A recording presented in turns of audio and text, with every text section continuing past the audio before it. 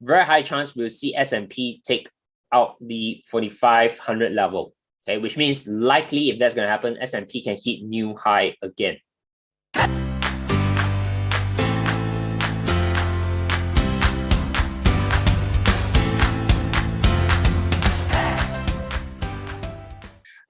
Now I'll also give you a little bit in terms of like what I'm looking out for in the equity side of things, right? Let me just drop you the chart on S&P.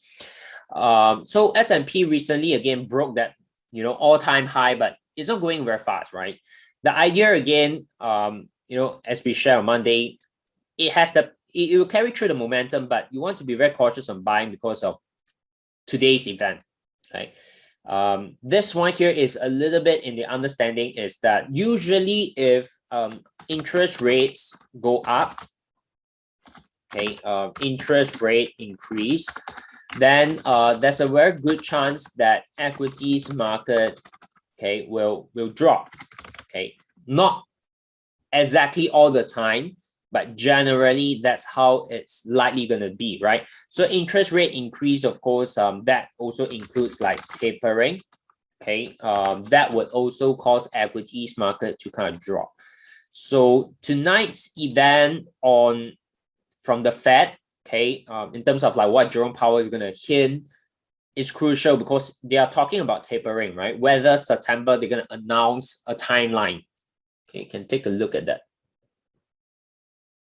10, right? So yeah, he's going to speak, but by the time after his speech, the Q&A comes probably around 10:30. So you can expect a little bit more volatility coming in maybe after 10:15-ish. Okay, likely you're going to see some volatility picks in. Core PCE price index just released at 8:30. Not that positive. Okay, but anyway, I think the market is just going to wait off what Jerome Powell is going to speak. Okay, that will give hint, as I just now mentioned, right? Is it going to be tapering or not? That would then start moving the market. Yeah, if there's no tapering, okay, and Jerome Powell is going to be very dovish, which means that he's going to keep printing money. He's going to keep interest rate low. Very high chance we'll see S&P take out the 4,500 level, okay, which means likely if that's going to happen, S&P can hit new high again. Okay, so yeah, those of you who are interested can keep watch of that. Okay, now today I would say maybe I'll give you a broader picture as well because the market is interrelated, right? It's not like independent, right? So there are a few things that's gonna be very crucial to play out, right? You have number one, right, the Fed. Okay, the question right now everyone is asking is it going to be tapering? Okay, now that would affect directly your dollar, right? I'll put here dollar. Okay, that would directly affect your dollar strengthen or weaken.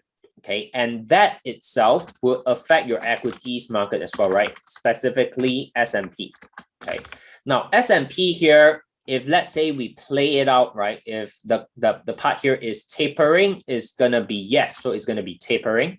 Dollar is gonna be strengthening, so we say up, right? Equities market will be down generally. Now, when that happens, equities market down, it gonna put us in terms of like sentiment, right? We call this risk-off environment. Okay, so when that happens, then of course what you have in play is like Aussie pair, New Zealand pair. It tends to be going down as well because it's risk-off. Okay, and then what are some of the currencies would probably be affected is like Japanese yen would probably be going up, okay, or strengthening because of a risk-off environment. Okay, and then if you're looking at commodities, of course, you have like gold and silver, right? So that will probably be up as well, okay, because of, again, risk-off environment. Okay, so you can see it's not independent, right? The entire market is always intercorrelated. You're looking at currencies, equities, commodities, they're always linked, okay? So if you're looking at Euro Kiwi over here, okay, why I brought this up is because we have like New Zealand involved, right? And I want you to know, while Euro Kiwi doesn't have dollar, naturally you would have that impression that, oh, nothing to do with Jerome Powell, right? Nothing to do with the Fed. But I want to bring this up where you can see it's actually linked, okay? Because the magnitude of the effect might not be very big, but it's still somehow related, because if the equities market were to be tanking, your Kiwi dollar will weaken as well, okay? And if Kiwi dollar weaken, then of course Euro Kiwi here will be shooting up, right? So in certain way they are related, okay? So that's where I want you to see that. Okay, and vice versa, right? The opposite can happen as well, which means if no tapering, equity shoot up, risk on environment, Kiwi strengthen, and then this one here comes down. Okay, so do take note of that relationship. Okay, so for now on Euro Kiwi, this is still looking very nice as an impulse and correction. So you're definitely still looking at downside, I would say. Okay, but do take note that Fed event can affect Euro Kiwi too. Okay, so that's something I want you to be aware. Okay, yeah. So I mean, if you look at Euro, Kiwi, Aussie, Pound Aussie, they are more or less similar, right? Because they are in that same group of family. They are the crosses. You have Aussie and Kiwi related inside as well. Okay, so this one here, for me right now, technical is due to the downside.